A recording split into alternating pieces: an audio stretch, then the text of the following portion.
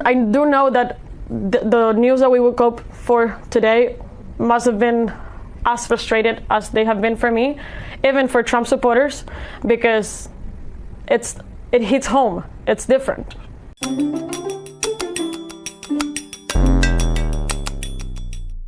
This next video is a segment on the local CBS News Miami revealing a story of political hope turned heartbreak. In Doral, Florida, home to one of the largest Venezuelan American communities in the United States, a majority cast their vote for Donald Trump, driven by the belief that his hardline stance against Nicolás Maduro's regime would translate into support for their own displaced families. One woman even said she cheered the night he was elected. Now, just a few weeks later, she and many others feel a deep sense of betrayal. Well, some Venezuelans say they feel betrayed by the Trump administration, and they want to make it clear the majority of Venezuelans are not criminals. Like so many other Venezuelans, she cheered when Donald Trump was elected. She's a Venezuelan immigrant, now terrified of being deported. Are you afraid of your son walking to school? Yes, truly, yes. What are you afraid of? That they'll pick him up and he won't have time to call me. You supported Donald Trump, even though you couldn't vote for him. Yes. I believe there is a large community of Venezuelans who did. And this was a hard blow because practically the same day he took office, he went against Venezuelans. It seemed personal. Conditions have not changed, actually have getting worse. At a press conference in Doral Monday, Venezuelan Americans denounced the Trump administration and South Florida Republicans. More than betrayed, beyond betrayed. They used us. They actually, during the campaign, and I don't want to make this political, but during the campaign, the elected officials from the Republican Party, they actually told us that he was not going to touch the documented people. Venezuelans are known to be supporters of the Trump administration. How do you feel about what happened now? I do know that the news that we woke up for today must have been as frustrated as they have been for me, even for Trump supporters, because it hits home. It's different. It hits straight home. And considering that going back to Venezuela right now, it's not an option. This is nothing but betrayal on the faces of the promise by Trump to deport only the criminals, because now even those with legal status are being removed. For example, the Temporary Protected Status, or TPS, that was a lifeline offering refuge and a legal foothold for Venezuelans escaping political violence, starvation, and persecution.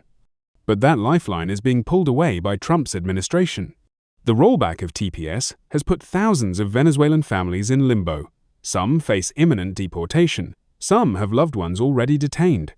For many, the irony is bitter. The same administration they supported is now threatening to tear their families apart. Those who supported President Trump during the election are firing back, now saying they feel lied to and betrayed. I want to send a message to the president. If the Venezuelan Americans voted for you in large numbers, they did so to remove criminals. Venezuelan Americans did not vote for you to criminalize the majority of the Venezuelans.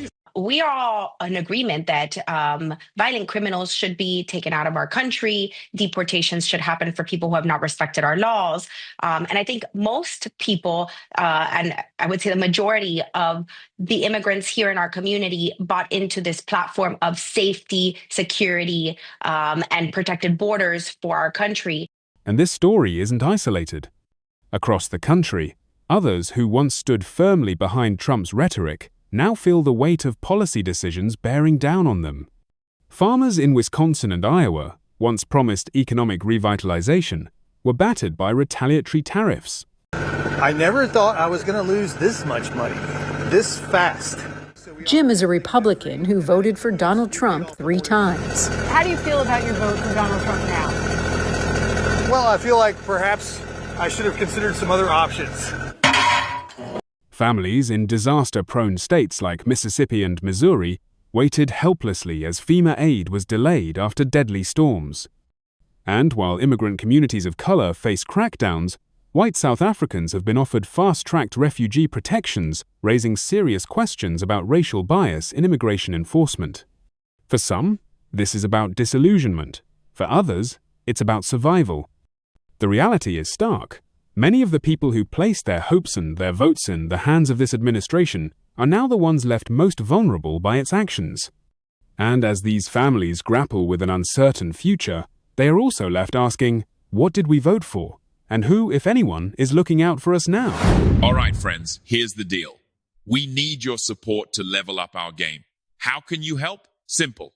Like, share, and drop a comment. Shower us with your love, your applause, or even your brutally honest displeasure. We can take it, we promise. Your feedback fuels us, even if it stings a little. And before you dash off, go ahead and smash that subscribe button on YouTube. Follow us everywhere: Facebook, TikTok, Twitter, Instagram. Heck, if you're feeling retro, send us a carrier pigeon or a smoke signal. Stay awesome, stay witty, and we'll see you next time.